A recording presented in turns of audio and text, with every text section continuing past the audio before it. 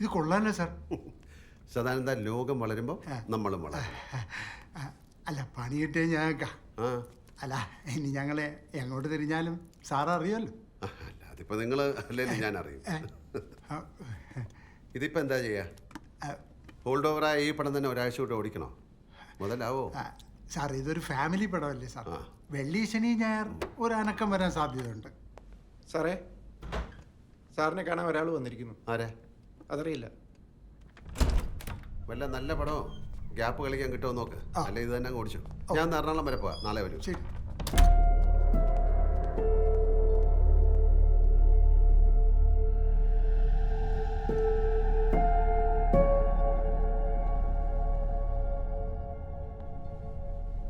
George കുട്ടിയുടെ തിയേറ്ററല്ലേ? നന്നായിട്ടുണ്ട്.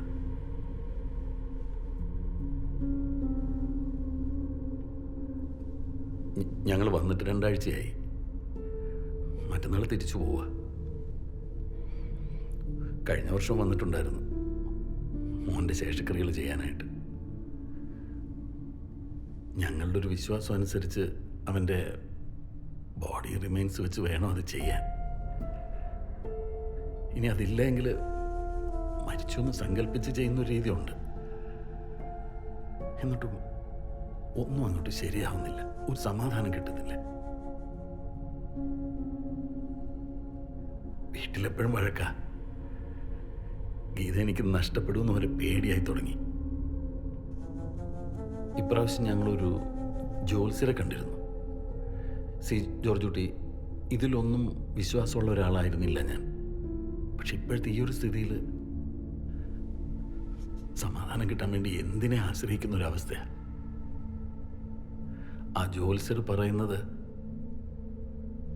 മോൻ്റെ ആത്മാവിങ്ങനെ ഗതികിട്ടാതെ അലയുകയാണെന്നും അവൻ്റെ ബോഡി റിമൈൻസ് വെച്ച് ശേഷക്രിയകൾ ചെയ്തെങ്കിൽ മാത്രമേ ഇതിനൊരു പരിഹാരം ആവുള്ളൂ എന്നാ.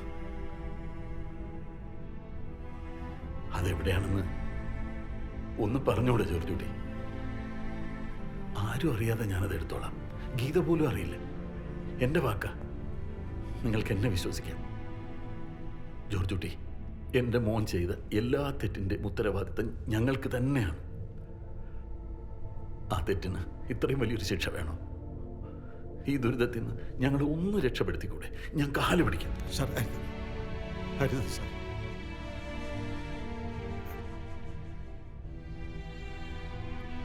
സാറിനെ വിശ്വാസക്കുറവുണ്ടായിട്ടല്ല.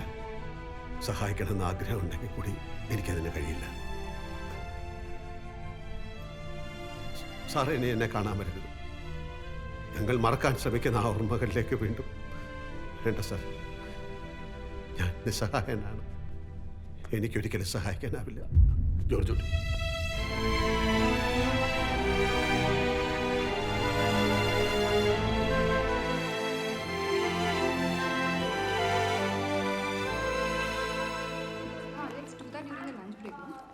നിങ്ങളിത് എങ്ങോട്ടാ? ക്ലാസ്സില്ലേ?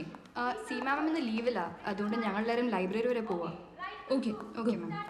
So Arjun was saying that we should do that during the break. അപ്പോൾ ഒരു ഗുഡ് ന്യൂസ് ഉണ്ട്. എന്താ? ഷോർട്ട് ഫിലിമിനുള്ള ഫണ്ട് ഓക്കെ. വീട്ടിൽ സമ്മതിച്ചോ? എൻ്റെ ഒരു കസിൻ ബ്രദർ അല്ലേ ദുബായിലുള്ള, പുള്ളി സഹായിക്കാന്ന് പറഞ്ഞു. നീ നാളത്തെ റിട്രീറ്റിന് പോകുന്നുണ്ടോ? ഞാൻ വീട്ടിൽ പോവാ. എന്നാ ഞാൻ വരട്ടെ. ആ, കേമോ ആയിരിക്കും. എൻ്റെ മുന്നിൽ ചവിട്ടി പോ. നീ നമ്മുടെ ആരും വീട്ടിൽ പറഞ്ഞോ? എടാ, ചേച്ചിയുടെ സംഭവത്തിന് ശേഷം അമ്മയ്ക്ക് ഞങ്ങൾ ഏത് ചെറുക്കന്മാരോട് സംസാരിക്കുന്നുണ്ടായാലും ഭയങ്കര ടെൻഷൻ. അപ്പോഴല്ലേ നിന്റെ ആരും വീട്ടിൽ പറയാനായിട്ട്. എടാ, എനിക്ക് ആ വീടും പരിസരം കണ്ട് ഷോർട്ട് ഫിലിമിനുള്ള മൂഡ് സെറ്റ് ചെയ്യാനാ. അതുകൊണ്ടാ. നീ ലൈബ്രറിയിലേക്ക് വരുന്നില്ലേ? എടാ, ഞാൻ വന്നേക്കടാ.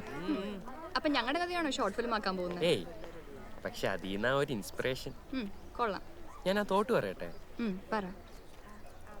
നല്ല ഇടിയും മഴയുള്ള ഒരു രാത്രി, തൻ്റെ ബെഡ്റൂമിൽ കിടന്നുറങ്ങുന്ന ഒരു ടീനേജ് പെൺകുട്ടി. മുഖത്ത് വന്ന് പതിക്കുന്ന മിന്നൽ വെളിച്ചത്തിൽ അവൻ ഉണരുന്നു. വാഷ്റൂമിലേക്ക് പോകാനായി എഴുന്നേക്കുന്ന അവൾ ഒരു കാഴ്ച കാണും.